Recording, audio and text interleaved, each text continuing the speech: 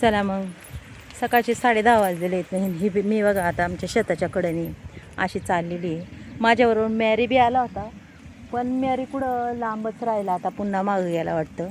आणि मी चाललेले पाहू शकता इथं घेवडे आणि लावायला. आता लावून तर काय होणार नाही आहे. हे आमचं हत्तीगाव ते पाहू शकता. आणि शेतात आल्यावर खूपच भारी वाटतं आणि मनही खूप रमतं, काम बी होतं पहा.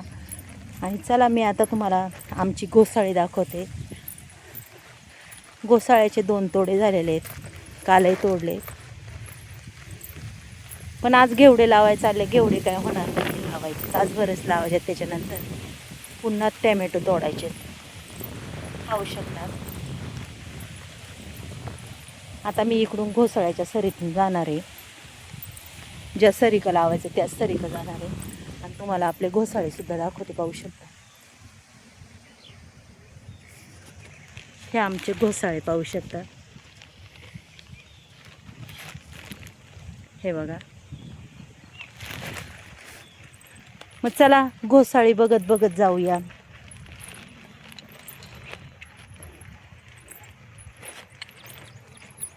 तुम्हाला जर भाजीला लागले तर नक्कीच इकडे न्यायला या घोसाळी. आणि खरंच खूप अशी फ्रेश भाजीपाला आहे मस्तपैकी. लागला तर नक्कीच न्यायला या मस्तपैकी घोसाळीत. हे बघा, ही आमची घोसाळी आणि खूप छान वाटतं. अशी पिवळी फुलं मस्त वाटतात.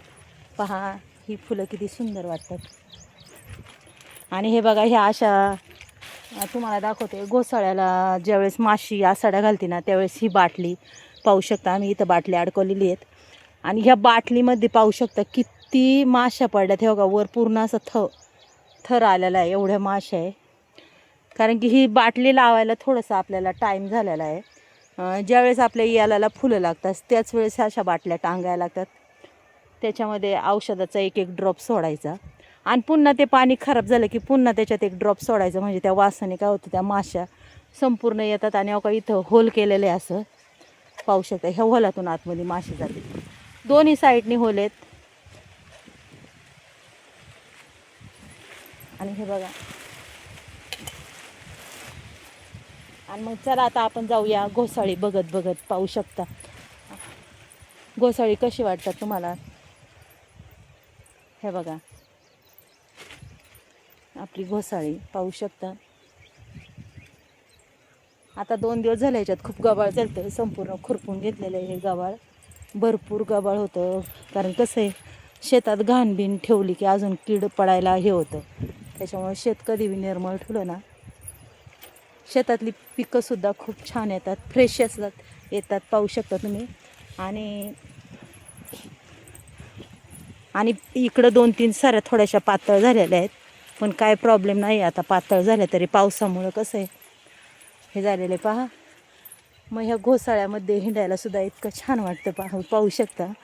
हो का, इथं बी बाटली आहे. इथं ही बाटली टांगलेली आहे आणि ह्या बाटलीच्या थराला पाहू शकता तुम्ही कितीही माशी साचलेली पहा. म्हणजे अशा कमीत कमी 30 बाटल्या आम्ही ह्या वावरात टांगल्यात, पण त्या कमी पडलेल्या आहेत. हे बघा, आहे का नाही, एक नंबर माल आहे पहा घोसाळ्याचा. आणि दिसायला किती छान दिसतात. घोसाळ्याची भाजी होती, भजी होतात, म्हणजे किती प्रकार होतात, भरपूर. हे पहा. आता मी अजूनही चालतच राहिलेले, कारण खूप लांब पाहू शकता का, भरपूर लांब पाते, लांबपर्यंत इकडून मी चालत आलेली. हे बघा.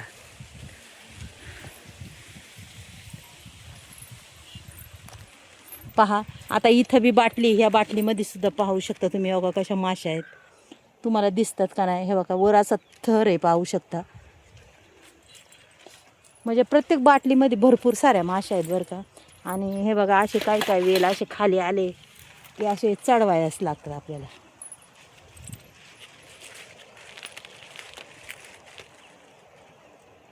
तुम्ही बी या कधीतरी आमच्या शेताला भेट द्यायला. पहा आता मी इकडून जाणार आहे, पाहू शकता तुम्ही.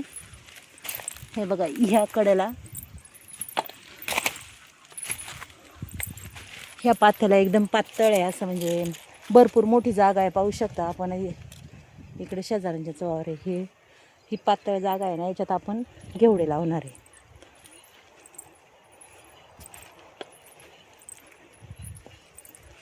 हे बघा, इथं लावणार आहे मी घेवडे.